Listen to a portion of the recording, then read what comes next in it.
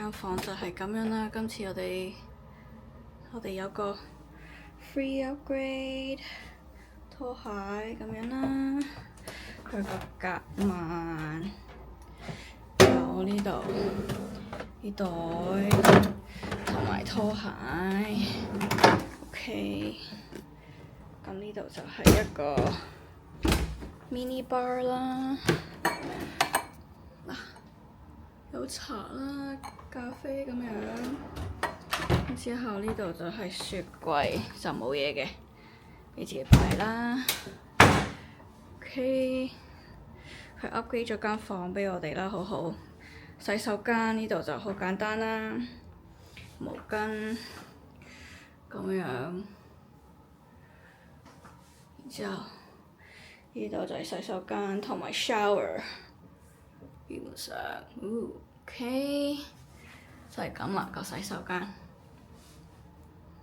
簡簡單單。好，主角啦，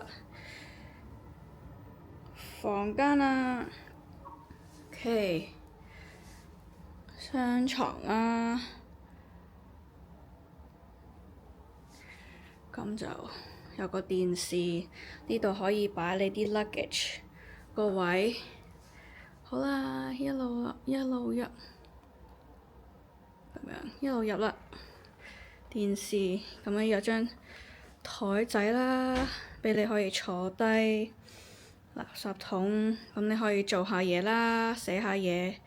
睇下個 feel 啦，幾靚喎！呢度對住睇下，由呢邊掃過嚟，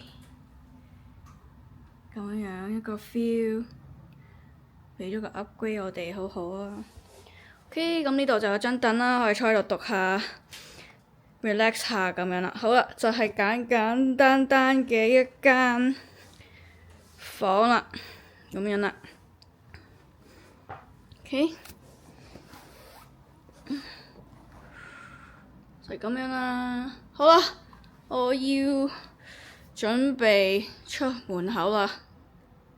就係咁啦，今次個 view very nice， 就係我呢度個零禮拜嘅酒店。